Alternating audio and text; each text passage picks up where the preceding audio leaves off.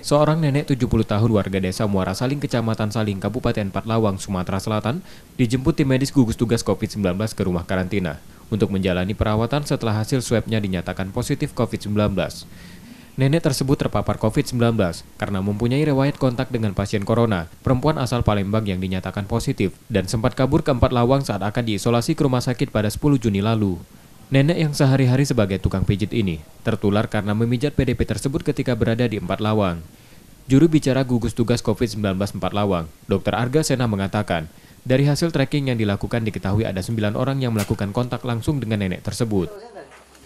Setelah mendapat informasi tersebut, kita menghubungi Puskesmas Saling untuk melakukan penjemputan terhadap pasien. Saat ini pasien sudah berada di rumah karantina, sudah akan menjalani isolasi.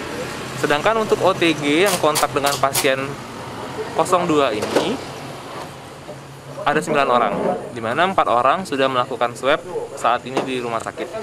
Sisanya masih sedang dihubungi untuk selanjutnya dilakukan penjemputan dan swab, dan juga akan kita karantina semuanya di rumah karantina.